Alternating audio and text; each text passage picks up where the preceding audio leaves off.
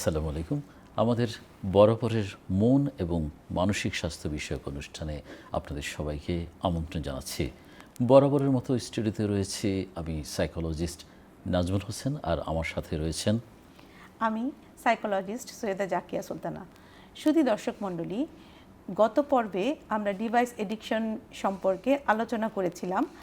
আজকে আমাদের ডিভাইস এডিকশনের দ্বিতীয় পর্ব। তো ডিভাইস এডিকশনের পরবর্তী আলোচনায় যাওয়ার আগে আমরা একটু জানতে চাই যে কখন আমরা ডিভাইসের ব্যবহার বলবো, কখন একে এডিকশন বলবো এবং কখন একে যে ডিসঅর্ডার বলবো। চমৎকার প্রশ্ন। আমাদের দৈনন্দিন কাজে আমরা ইন্টারনেট বা ডিভাইসের উপর ডিপেন্ড করতে হয়। তো যেহেতু ডিপেন্ড করতে হয়, অর্থাৎ আমাদেরকে ব্যবহার করতে হয়, সচরাচর যদি আমরা আমাদের দরকারে যদি ব্যবহার করি, সেটাকে অবশ্যই আমরা ডিভাইস ইউজ বলতে পারবো। তো এখন ডিভাইস ইউজটা যদি বাড়াবাড়ি পর্যায়ে হয়ে যায়, সেটাকে কি আমরা সমস্যা বলবো, অর্থাৎ প্রবলেম বলবো, এডিকশন বলবো, না ডিসঅর্ডার বলবো? সে বিষয়ে আসলে আমি আলোকপাত করতে চাই। আলোকপাত করতে গিয়ে আপনাদের সাথে উল্লেখ করতে চাই যে 1995 সালে আমেরিকান একজন সাইকিয়াট্রিস্ট, উনি হচ্ছেন ডক্টর গোল্ডবার্গ।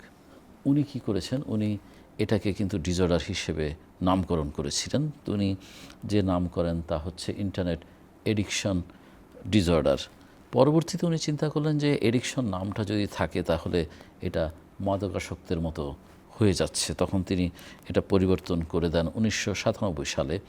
উনি তখন বলছেন যে এটা হচ্ছে প্যাথোলজিক্যাল ইন্টারনেট ইউজ ডিসঅর্ডার কথাটা উনি কিন্তু রেখেছেন। পরবর্তীতে কি হলো, আপনার একজন পিএইচডি গবেষক, উনি 1996 সালে কিম্বারলি ইয়াং, উনি এটাকে বলেছেন যে এটা এক ধরনের, তিনিও বলেছেন যে ইন্টারনেট এডিকশন ডিসঅর্ডার। উনি এডিকশন কথাটাও রেখেছে, আবার ডিসঅর্ডার কথাও রেখেছে। আবার উনি কোথাও বলেছে যে compulsive internet use, problematic internet use বা আই ডিসঅর্ডার। সুতরাং এটা নিয়ে কিন্তু আসলে সমালোচনা বা আলোচনা চলছে। এভাবে চলতে চলতে আসলে 1997 সালে একজন ভদ্রমহিলা, তার নাম হচ্ছে স্যান্ড্রা, উনি কী করেছেন, উনি ওনার বাচ্চাদেরকে একটি ঘরে আবদ্ধ রেখে উনি প্রতিদিন 12 ঘন্টা ধরে ডিভাইস চালাতেন। এবং এই যে ডিভাইস চালাতেন, যার ফলে নিগৃহীত হতো ওনার সন্তানরা, ওনার ফ্যামিলি, তখন থেকে মনোবিজ্ঞানীরা আসলে এটা চিহ্নিত করেছেন যে আসলে তো এটা একটা সমস্যা, এবং এই সমস্যাটা এডিকশন পর্যায়ে চলে যায় বলেই এ ধরনের কাজ সে না করে থাকতে পারে নাই। তখন থেকে এটাকে আসলে ডিভাইস এডিকশনই বলা যেতে পারে এবং এডিকশনই বলে। এখন পার্সোনালি একজন মনোবিজ্ঞানী হিসেবে আমি কি এটাকে ডিসঅর্ডার বলবো না বলবো না, সে বিষয়ে আলোকপাত থাকতেই পারে। তো ব্যক্তিগতভাবে আমি আসলে ডিভাইস এডিকশনই বলতে চাই, এটাকে ডিসঅর্ডার হিসেবে বলতে চাই না। কারণ ডিসঅর্ডার হতে গেলে বিভিন্ন ধরনের ক্রাইটেরিয়া থাকতে হয়, যে অনেক দিন ধরে চলতে হয় এবং বিভিন্ন দিকে ইফেক্ট হয়। যদিও এটা ইফেক্ট আছে, তথাপিও এটা আমি মনে করি যে আসক্ত মানে নির্ভরশীলতা, এই ধরনের আসক্ত মানুষের অন্যান্য কিছুর প্রতিও থাকতে পারে। যেমন ধরেন বই পড়ার আসক্ত, সেটা একটা ভালো আসক্ত।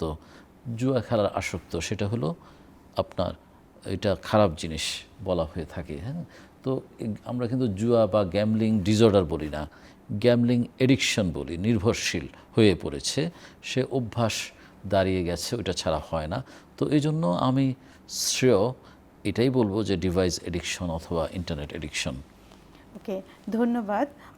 অ্যাকচুয়ালি আমরাও দেখি আমাদের বাচ্চারা যখন ইন্টারনেট ইউজ করে তখন তাদের মধ্যে কিছু পরিবর্তন আমরা খেয়াল করি, যে ওরা পড়ার চাইতে ইন্টারনেট ইউজ করার প্রতি বেশি আগ্রহী থাকে, ঘুমাইতে চায় না, ঘুমের সময় ঘুমটা কম করে তারা ইন্টারনেট ইউজ করতে পছন্দ করে, লেখাপড়ার মান কমে যায়, তারপর বাইরে যেতে চায় না, ঘরে সবসময় ঘরে থাকতে চায়।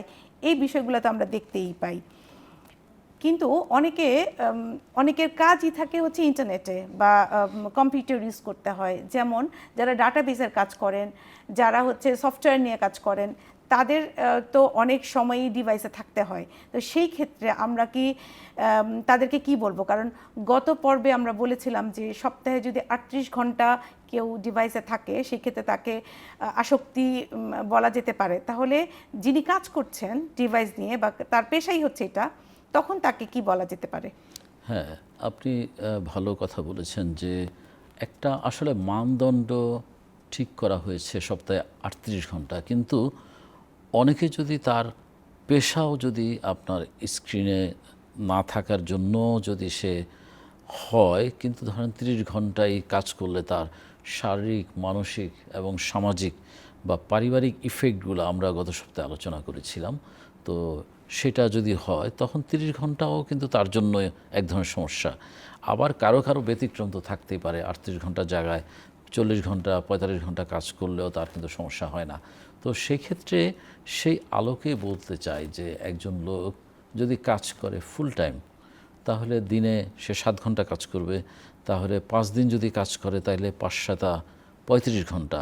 তো এই তো তার 35 ঘন্টা স্ক্রিন টাইম তো হয়ে যাচ্ছে।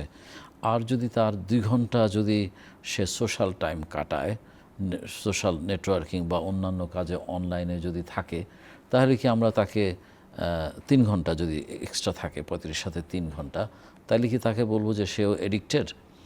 আসলে এটা এই ক্ষেত্রে একটু ভিন্ন হইতে পারে। তার যেহেতু কাজ এখানেই, তো সে 38 ঘন্টা করলো, কিন্তু পাশাপাশি যদি ব্রেক নিয়ে সে যদি আরও 5-6 ঘন্টা সে যদি সপ্তাহে সোশ্যাল টাইম কাটায়, কারণ অলরেডি তো সে তার স্ক্রিন টাইম কাটিয়ে ফেলেছে 35 ঘন্টা কাজের জন্য।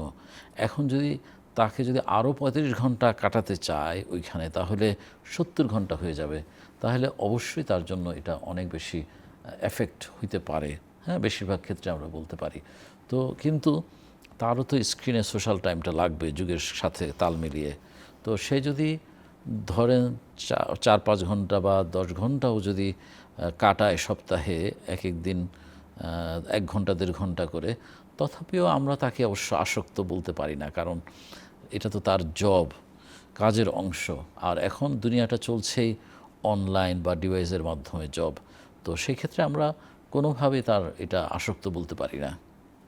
তার মানে হচ্ছে যখন কোনো কাজ ছাড়া ডিভাইস ইউজ করবে এবং ডিভাইস থেকে বের হতে পারবে না, অন্য কাজে এফেক্ট করবে, তখনই সেটাকে আমরা ডিভাইস এডিকশন বলতে পারি বা ডিভাইস আসক্তি বলতে পারি, তাই তো?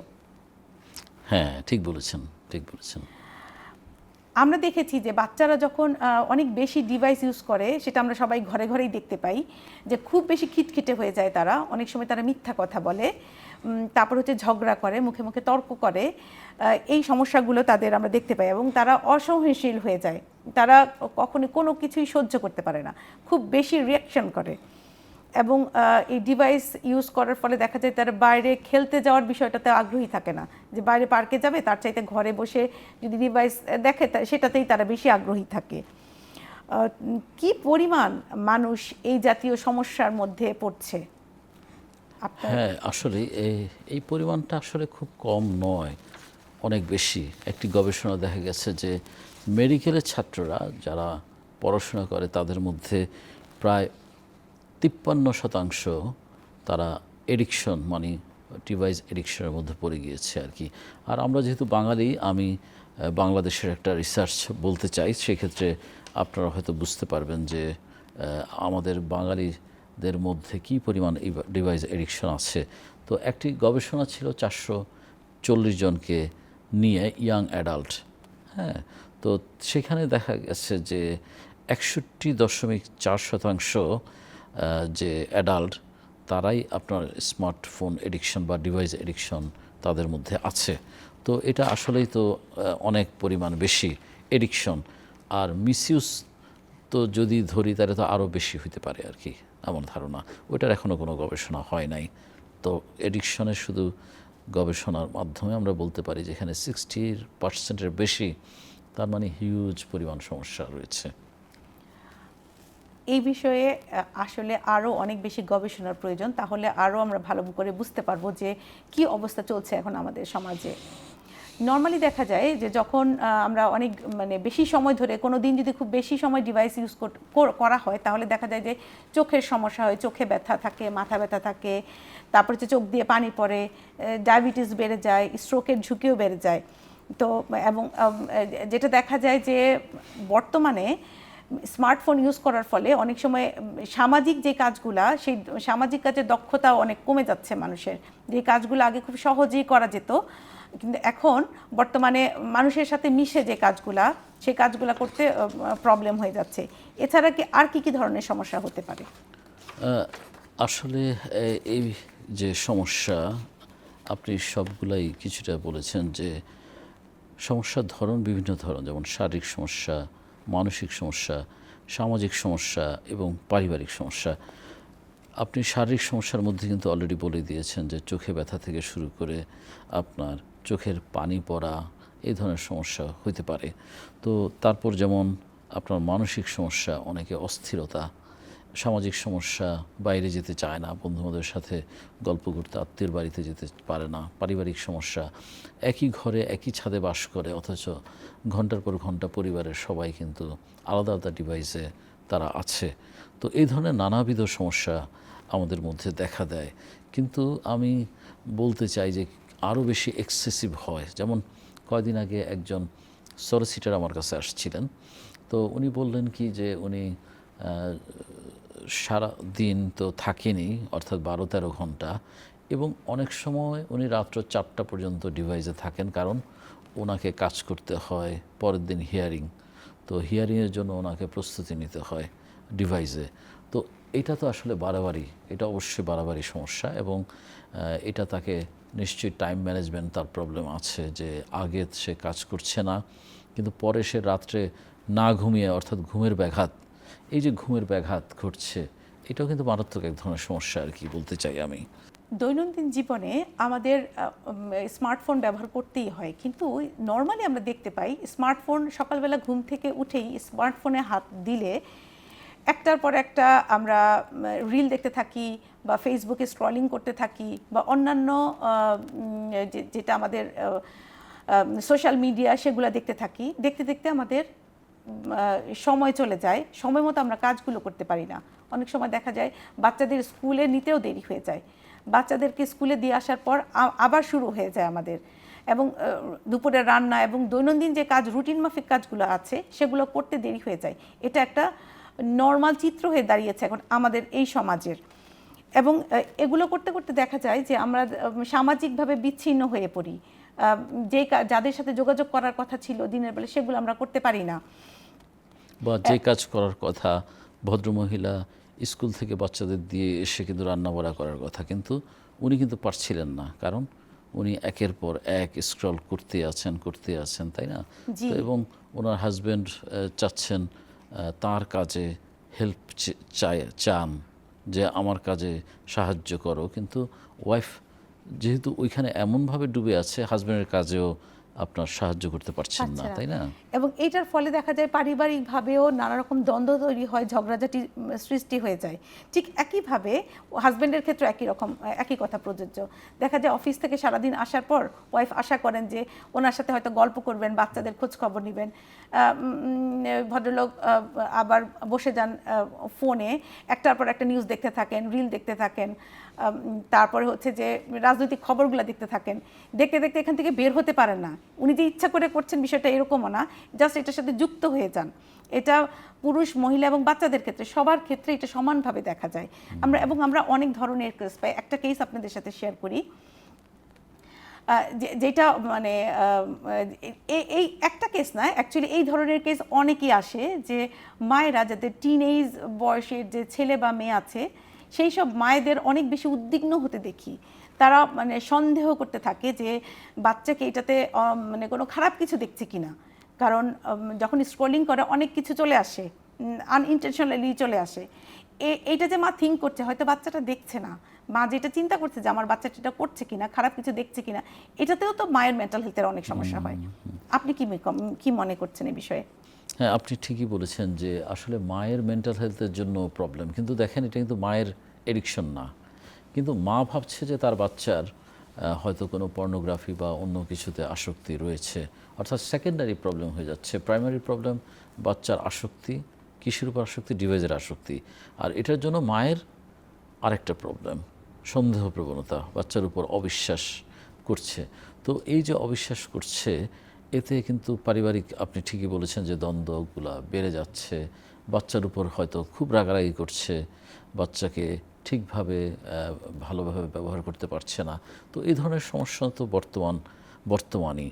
কিন্তু অনেক সময় হয়তো এরকমও হতে পারে যে বাচ্চা হয়তো আসলে একটা আনওয়ান্টেড ভিডিও হয়তো দেখছে, কিন্তু এই যে দেখছে, এটা কিন্তু ওরও দোষ না।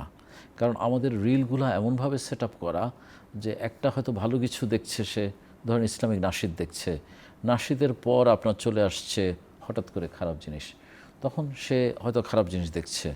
তো তখন একদম কনক্লুশনে যাওয়া মায়ের ঠিক না। একদিন দেখে যে আমার ছেলে তো হুক আপ হয়ে গিয়েছে, কোনো খারাপ ভিডিও দেখায়, তো হয়তো সে পরবর্তীতে নাও দেখতে পারে, আনইনটেনশনালি ওইটা এসেছে বলেই সে দেখেছে।